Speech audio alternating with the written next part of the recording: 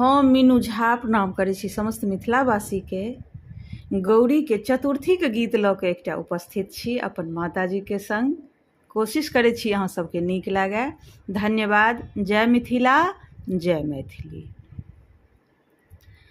आजो चतुरथे करुहर भेला सरहे। आजो चतुरथे करुहर भेला सरहे।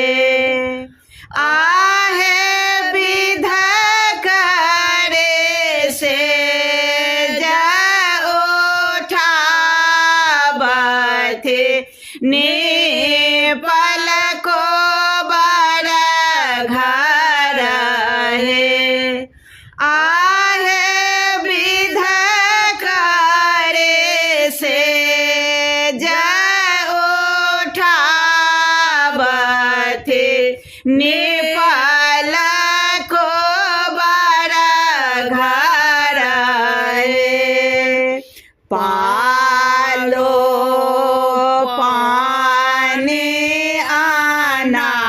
आनाओल बेध कराओल है। आहे राखल मधु खर लगाए के हजमान हाओल है।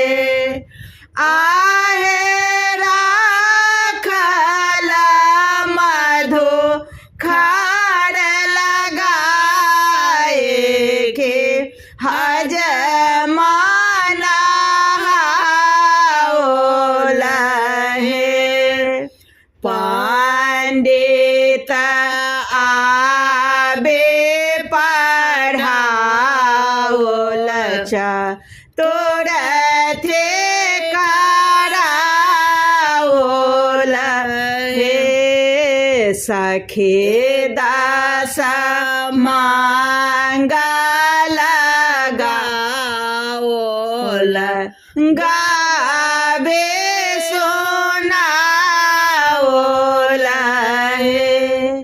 आहे गौरे के बरहनु आहे बात सुंदर बर पाओल है। आहे गौरे के बरहनु आहे बात सुंदर